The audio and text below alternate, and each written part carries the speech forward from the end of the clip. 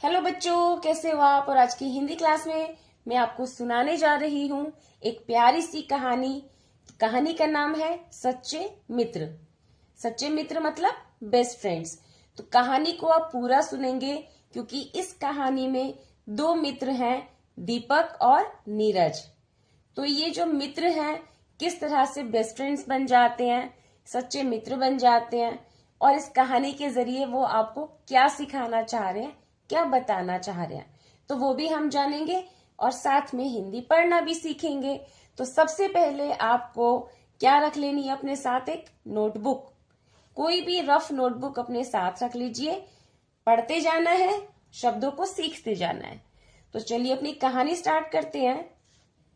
दो मित्र थे, क्योंकि ये कहानी दो फ्रेंड्स के बारे में है, दो मित्रों के बारे में है।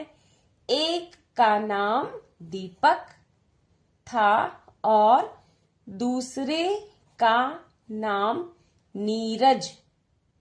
देखिए, दीपक नीरज, कौन सी मात्रा लगी है? बड़ी की मात्रा। तो यहां पर आपने बड़ी की मात्रा के दो शब्द भी सीख लिए और आपको दीपक भी लिखना आ गया और नीरज भी। समझ गए बेटा? हम पढ़ना भी सीख रहे हैं और साथ साथ लिखना भी सीख रहे हैं। तो जैसे ही आपने दीपक और नीरज दो नाम पढ़ लिए तो आपको लिखने भी हैं। ठीक है, अपनी नोटबुक में आपको लिखना भी है। दीपक और दूसरा शब्द क्या था? नीरज, यानी कि दूसरा मित्र। दीपक और नीरज, देखिए दो नाम आपको लिखने भी आ गए। उसके बाद आप देखोगे अगला वाक्य, वह प्रतिदिन। प्रतिदिन, देखो प के साथ ये जो नीचे आप देख रहे हैं इसको कौन सी मात्रा बोलते हैं? पदेन की मात्रा, प्र। तो ये र का कौन सा रूप है? पदेन का रूप है।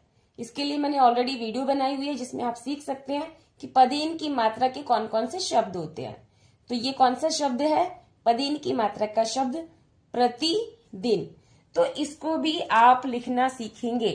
प्रतिदिन का मतलब क्या होता है? डेली, यानी कि हर रोज, प्रतिदिन। देखिए ये कुछ कठिन शब्द भी आप इनको कह सकते हैं। प्रतिदिन एक साथ स्कूल जाते थे।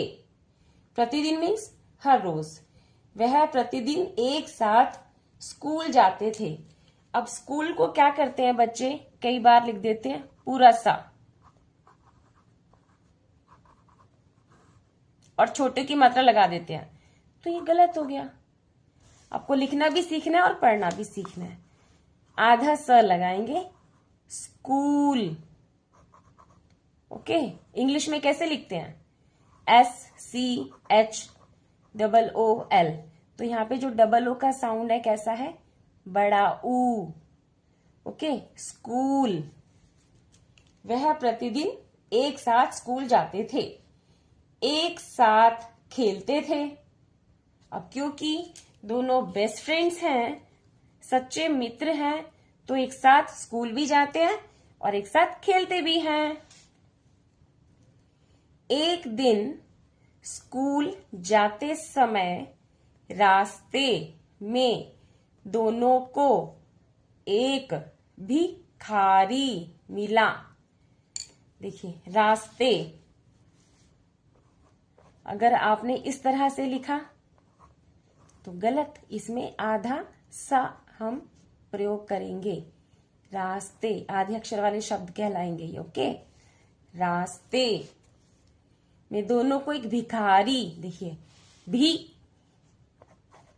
जैसी मात्रा वैसा उच्चारण, भी खा री, भिखारी।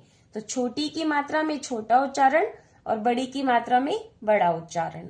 तो कैसा शब्द बन गया ये? भिखारी।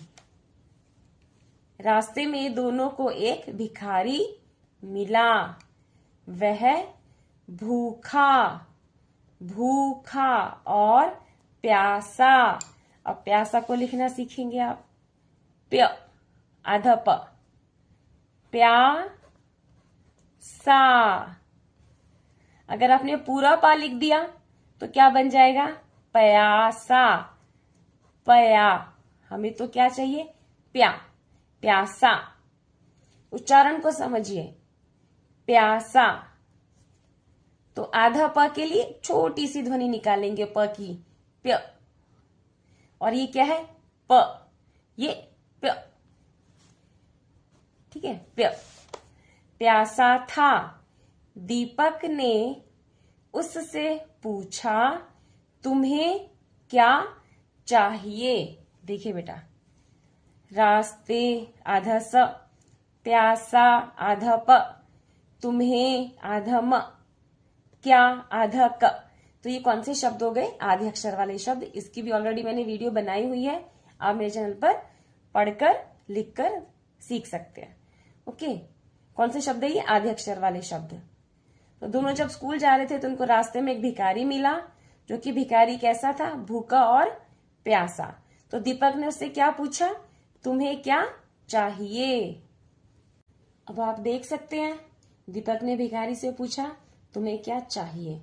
तो जैसे ही प्रश्न करेंगे, यहाँ पे प्रश्नवाचक चिन्ह लग जाएगा, क्वेश्चन मार्क। भिखारी पेट पर हाथ फेरते हुए बोला, मुझे भूख लगी है, खाना खिला दो।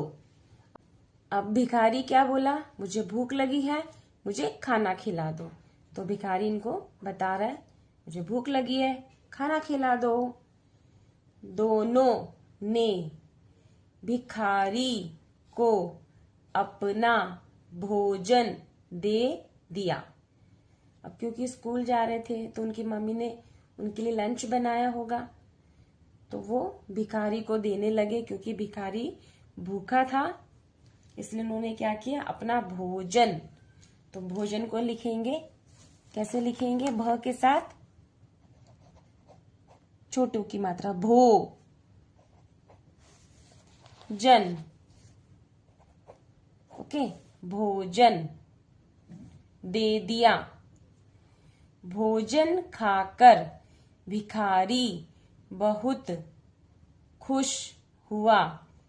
उसने दोनों को आशीर्वाद दिया। आशीर्वाद, देखो छोटा सा शब्द नहीं है, बड़ा सा शब्द है। आप भी जब अपने बड़ों के चरण स्पर्श करते हैं तो आपको भी आशीर्वाद मिलता है। तो आप क्या करेंगे बेटा? क्योंकि ये थोड़ा बड़ा शब्द है, इसमें मात्रा की गलती ना हो। बोलना तो आपको आता है आशीर्वाद, बट लिखना नहीं आता, तो इसकी आप बार बार प्रैक्टिस करेंगे। तो इस तरह से बेटा आज की कहानी में आपने दो सच्चे मित्र दीपक और नीरज के बारे में जाना कि किस तरह से उन्होंने अपना भोजन देकर भिखारी की भूख को शांत किया। क्योंकि भिखारी भूखा था, उसको अपना भोजन दिया और फिर भोजन खाकर भिखारी बहुत खुश हुआ और खुश होकर उसने दोनों को आशीर्वाद दिया। तो हमें ऐसे अच्छे काम करते रहने चाहिए ताकि दूसरे का भला हो और आपको उसके बदले में क्या मिले? आशीर्वाद। तो इस तरह से आपने आज की कहानी में जान लिया कि हमें किस तरह से सच्चे मित्र बनकर दूसरों की सहायता करनी चाहिए और कुछ नए शब्दों को आपने पढ़ा भी और लिखना भी सीखा। देखिए, दीपक दूसरे, नीरज प्रतिदिन स्कूल, खेलते, रास्ते, भूखा, भिखारी, प्यासा, तुम्हें, और एक शब्द बार बार आ रहा है, दोनों। ठीक है, यहां पर भी दोनों। तो दोनों में छोटे ओ की मात्रा तो लगेगी, साथ साथ बिंदी भी लगेगी। तो इस तरह से कई शब्द हमने पढ़ने और लिखने सीख लिए। मिलते हैं बेटा नेक्स्ट वीडियो में, तब तक के लिए बाय बाय। प्रैक्टिस करते रहिए।